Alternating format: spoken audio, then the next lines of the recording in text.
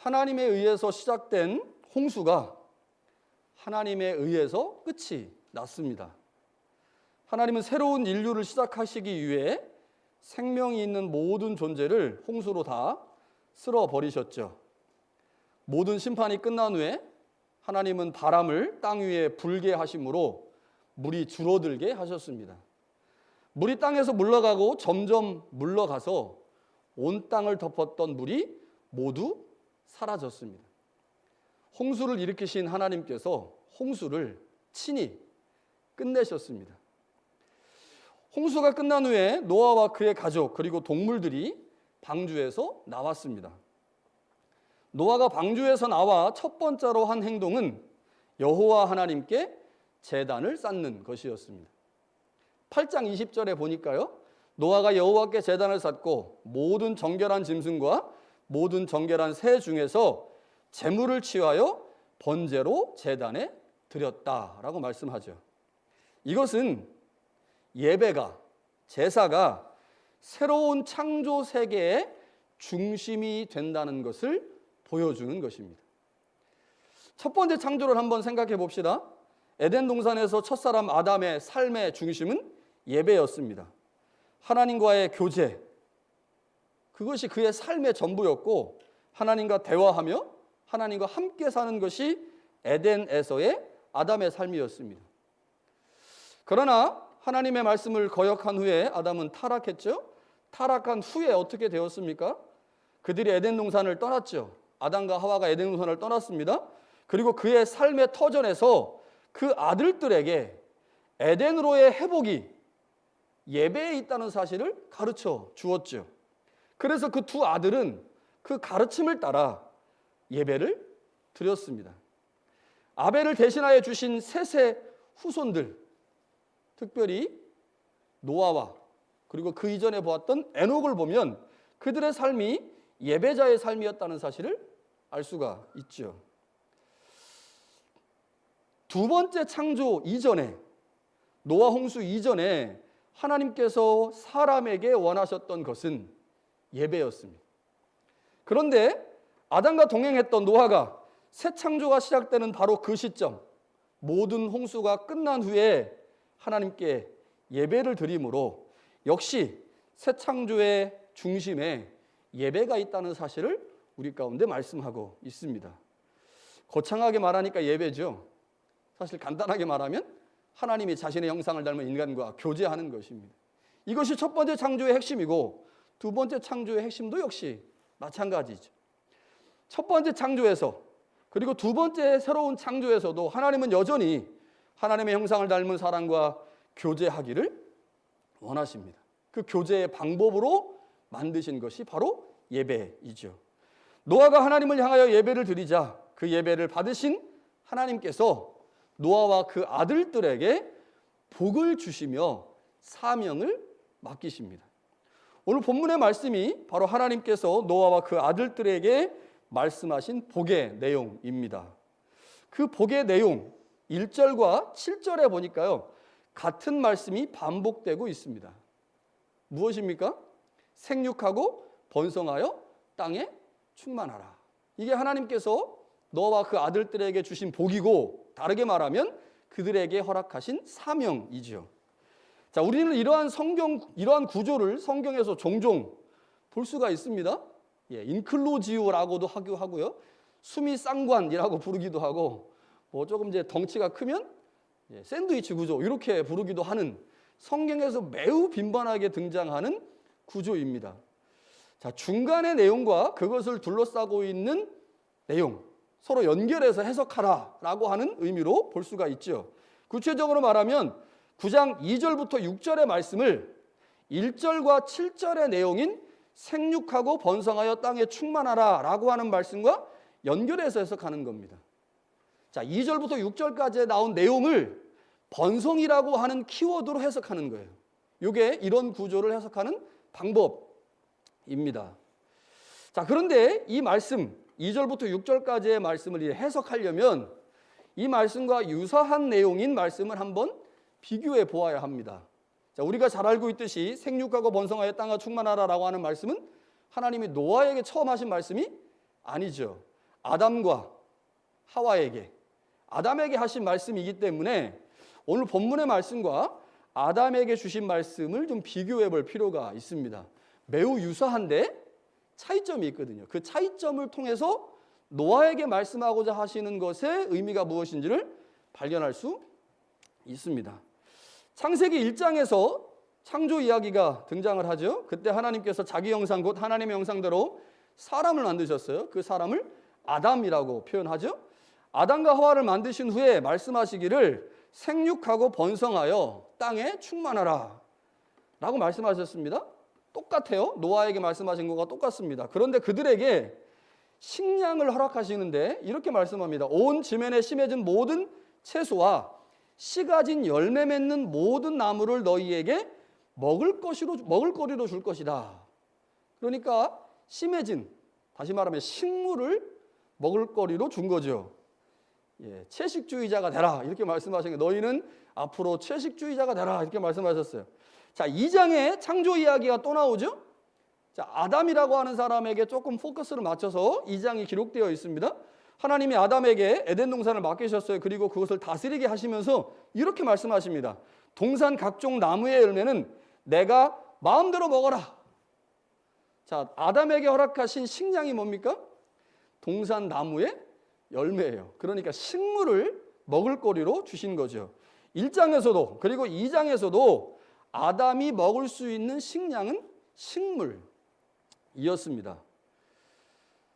자, 그런데 두 번째 창조 이야기, 홍수가 있고 난 후에 하나님께서 노아와 그 아들들에게 복을 주시면서 동일한 명령을 하시는데 첫 번째 창조 이야기와 조금 달라요. 뭐가 다르냐면 하나님께서 첫 번째는 식물만 먹을거리로 주셨는데 두 번째 창조 이야기를 보니까 거기에 추가가 된 게 하나가 있습니다. 2절과 3절을 보니까요.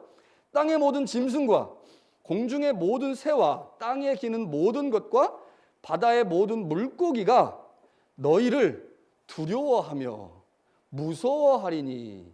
요게 첫 번째 창조 이야기는 없습니다. 동물들이 노아와 그의 아들들을 무서워하고 두려워한다. 이것들을 너희 손에 붙였습니다. 모든 산 동물은 너희의 먹을 것이 될지라. 채소같이 내가 이것을 너희에게 주노라. 그러니까 첫 번째 창조에서는 채소만 먹을 거로 줬는데 두 번째 창조에서는 동물을 먹을 거리로 줬어요. 그리고 동물들이, 공중의 새, 땅에 기는 모든 것, 물고기들이 노아와 그 아들들을 두려워할 것이다 라고 말씀을 하신 거죠. 두 번째 창조가 첫 번째 창조와 다른 점은 땅에, 이게 헷갈릴 수 있는데 첫 번째 창조, 두 번째 창조라는 말은 첫 번째 창조는 아담에게 주신 창조 이야기고 두 번째 창조는 홍수 이후에 새로운 창조가 시작됐기 때문에 이 노아 홍수 이후의 창조를 의미하는 말입니다. 두 번째 새 창조가 첫 번째 창조와 다른 점은 땅의 짐승들이 사람을 무서워하고 두려워한다라고 하는 것이고 이전에는 식물만 먹을거리로 주셨는데 이제 동물도 먹을거리로 주셨다라고 하는 겁니다. 이게 도대체 무엇을 의미할까? 제가 이것 때문에 지난주에도 엄청나게 머리털이 없는데 지금 별로 엄청 쥐어짰습니다. 이게 해석이 잘 안 돼가지고 설교하기 전에 이제 해석이 잘 안 되면 일주일 내내 고통을 받아요. 고난을 받는데, 자, 먹을거리로 동물을 주셨다. 그러면 그 이전에는 동물을 안 먹었는가? 안 먹었을까요? 안 먹었을까? 한번 생각을 하다가 사장을 가봤어요. 그랬더니 아벨이 양치는 사람이었거든요. 양치는 사람. 양을 왜 치겠습니까? 애완동물로 양을 치겠습니까? 양을 100마리를 쳐요. 그건 다 애완동물이야. 애완동물. 그래서 양을 치는데 절대로 먹지 않아. 왜냐하면 하나님께서 식물만 먹을 거리로 주셨으니까 동물은 먹지 않아. 그런데 아벨은 왜 양을 칠까요? 아벨이 양을 쳤다라고 하는 말은 무엇을 의미하겠습니까? 양이 자신의 먹거리였다라고 하는 것을 의미하는 거죠. 그렇게 충분히 생각해 볼 수 있습니다. 양을 먹거리로 삼지 않았다면 사실 양을 키울 이유가 없습니다. 아벨도 가인처럼 농사를 지은 사람이었어야죠. 그런데 가인은 농사를 짓는 사람이었고 아벨은 농사를 짓지 않고 양을 키우는 사람이었기 때문에 분명히 현대와 같은 형태의 육식은 아니었겠지만 아벨이 일정 부분 육식을 했을 가능성이 있고 그 당시의 사람들도 육식을 지금 우리처럼은 안 먹었겠죠. 우리는 매일 고기 반찬이 있어야 돼. 안 그러면 우리 애들이 밥을 안 먹어요. 애들이 밥을 안 먹으니 어쩔 수 없이 아침, 점심, 저녁 중에 한 끼는 꼭 고기를 줘야 되고 매일 그러다 보니 일주일에 7번씩 고기를 먹죠. 예, 어쩔 수 없는 게 근데 지금과 같은 형태의 육식은 먹지 않았을 거예요. 그러나 분명 아벨의 직업을 보니까 그 당시에 사람들이 양을 양육했다라고 하는 것은 그것이 그들의 먹을거리가 될 수 있겠었겠다라는 생각을 하게 되죠. 그러면 9장에 말씀하시는 내용은 뭐겠습니까? 9장에서 너희의 먹을거리가 동물이 된다라고 하는 말은 조금 다르게 생각하면 산 동물이 사람의 먹을거리가 된다라고 하는 말, 이제 육식이 공식적으로 허용되었다. 공식적으로 허용되었다라고 볼 수도 있을 것이고요. 또 다른 하나는 동물이 사람의 먹을거리가 되었다라고 하는 말은 앞에 이야기한 동물들이 사람을 두려워하고 무서워했다라고 하는 말의 의미를 부연해 주는 것이 아닌가라는 생각이 듭니다. 그러니까 동물을 먹게 되었다라고 하는 것이 한편으로는 공식적으로 허용되었다는 말이고 또 다른 한편으로는 사람이 동물에 대한 지배력이 강화되었다. 이제 명실상부하게 하나님의 형상을 담은 노아와 그의 아들들이 온 세상을 향한 지배력을 더 강화했다라고 하는 의미로 볼 수도 있을 것입니다. 정확하게 그것이 무엇인지를 밝혀낼 수는 없지만 어찌됐든 간에 동물들이 노아를 무서워했다라고 하는 말은 그 다음에 나와 있는 동물을 먹을 수 있었다라고 하는 말과 연결된다고 볼 수 있는 거죠. 자, 그러면 이제 여기서 중요한 질문이 하나 들어가야 되죠. 왜 하나님은 땅의 짐승이 사람을 두려워하게 했느냐? 그리고 왜 동물을 사람들에게 먹을거리로 주셨는가? 그 이전에는 안 주셨는데 그 이후에는 주셨단 말이죠. 자, 오늘 본문의 구조를 통해서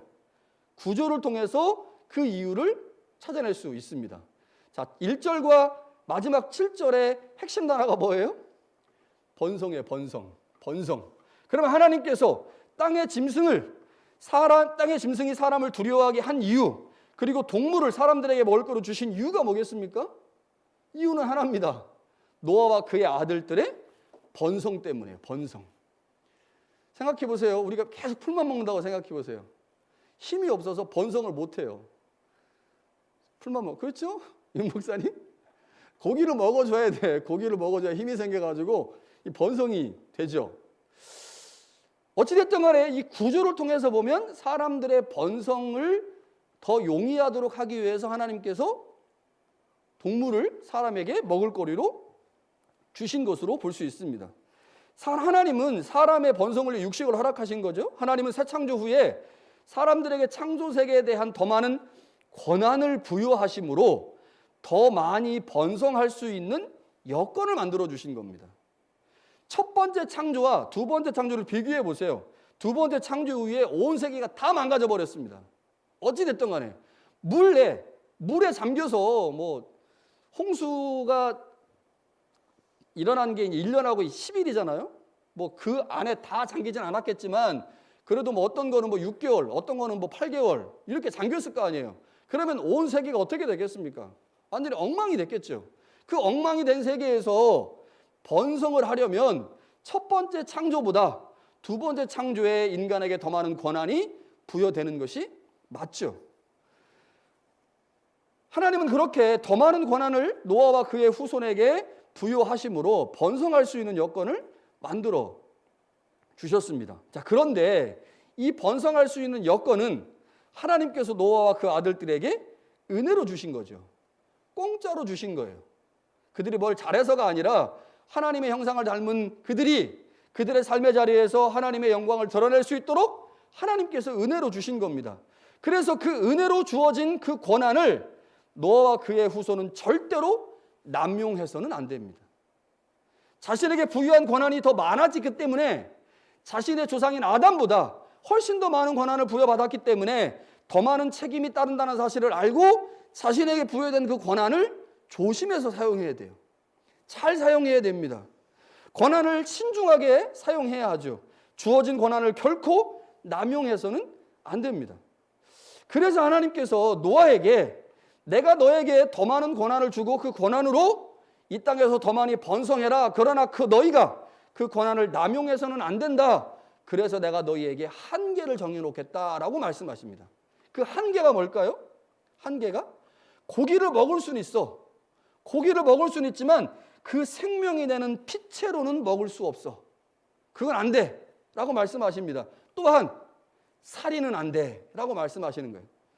다른 사람을 죽이면 그 죽인 사람도 똑같이 죽임을 당하게 된다 라고 말씀하시면서 너희가 이 땅에서 번성을 해야 해. 그러나 동물을 무자비하게 사육해서는 안 돼.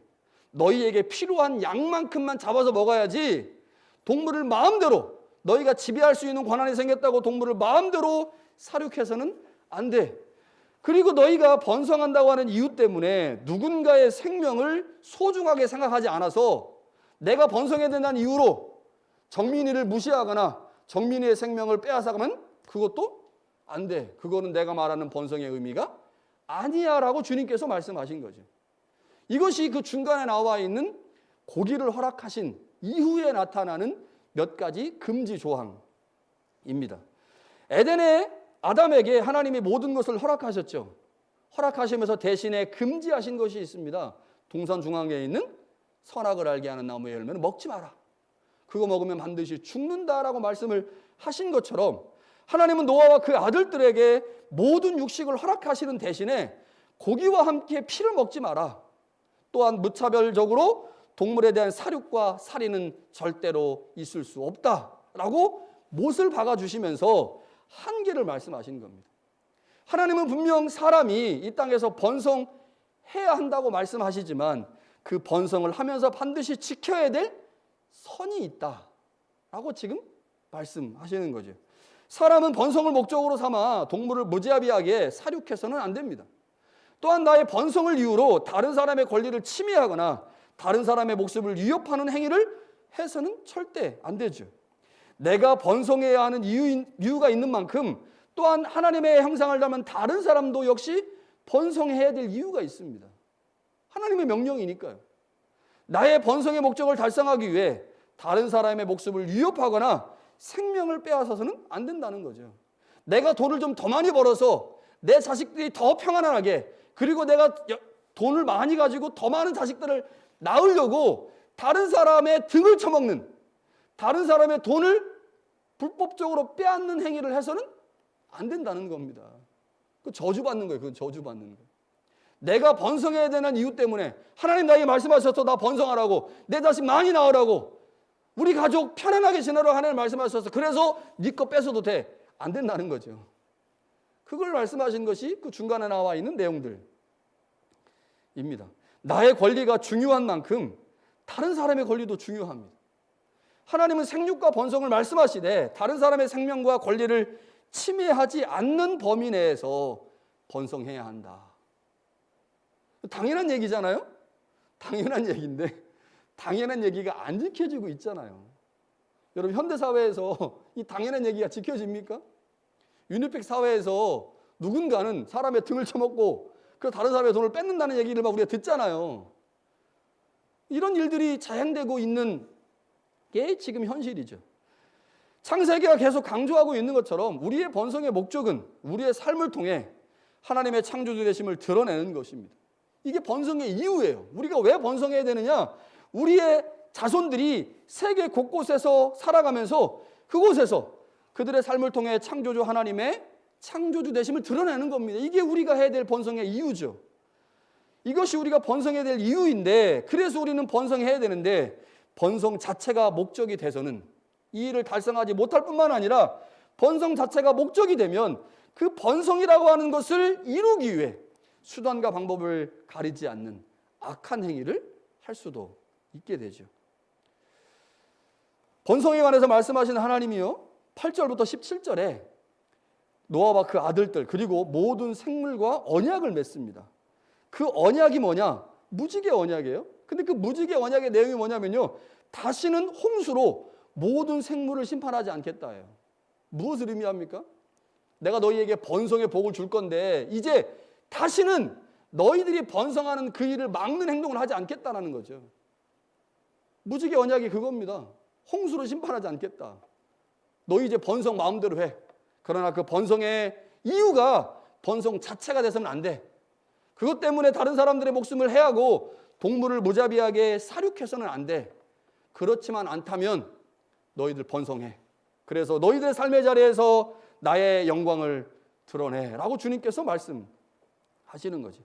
하나님께서 두 번째 창조 후에 너와 그 후손들에게 복을 주시며 말씀하신 번성하라라고 하는 말씀을 하나님이 반드시 이루겠다고 무지개 언약을 허락하셨습니다. 이제 그 약속을 받은 노아는 하나님의 뜻을 따라 번성함으로 하나님의 창조되심을 드러내야죠. 그게 노아가 앞으로 해야 될 일입니다. 그런데 우리 다음 주에 보게 될 노아의 모습에 좀 충격을 받아요. 갑자기 술 먹고 그냥 이래가지고 막 자식을 막 저주하고. 다음 주 이야기만 기대해 보세요. 제가 이거 어떻게 이제 이야기를 풀어갈지 얼마나 걱정이 됐는지 제가 창세기 하면서 다음 주 설교를 이번 주에 준비하고 있었어요. 너무 제가 스트레스 받아가지고 이 노아 얘기가 도대체 어떻게 풀어져야 되는지. 자, 하나님께서 노아와 그 아들들에게 많은 권한과 권리를 주셨죠. 권한과 권리가 많이 주어진 반면 합당한 책임도 그들에게 주어졌습니다. 오늘 우리도 마찬가지입니다. 하나님께서 우리에게 창조 세계를 선물로 주셨습니다.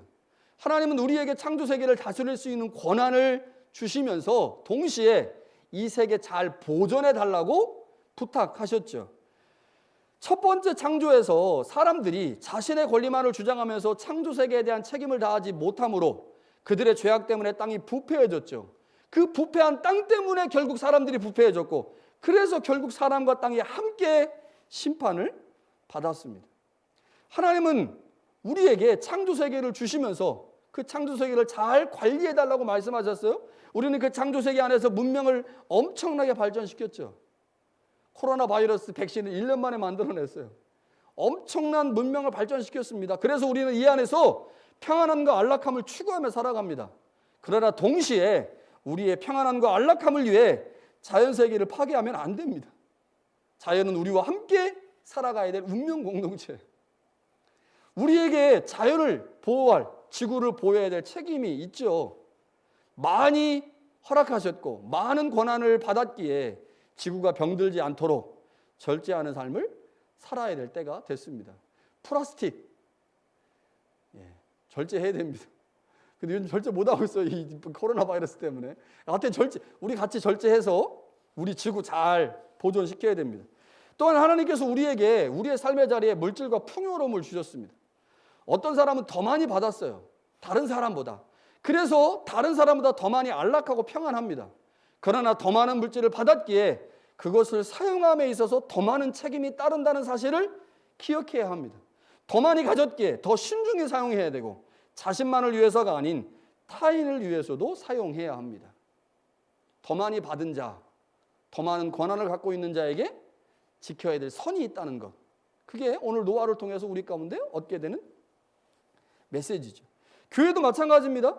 모든 직분이 다 중요하지만 더 많은 사람들 앞에 서야 하고 더 많은 사역에 참여하고 더 많은 것들을 결정해야 되는 직분이 있습니다. 그 직분을 받은 사람은 그렇지 못한 사람보다 훨씬 더 많은 권한이 주어졌다고 볼 수가 있겠죠. 더 많은 권한이 주어졌기에 더 많은 책임이 따릅니다. 5달란트 받은 사람은 2달란트와 1달란트 받은 사람보다 더 많은 일을 맡았습니다. 그래서 중요한 사람으로 간주될 수 있고 다른 사람의 부러움과 존경을 받을 수 있겠죠.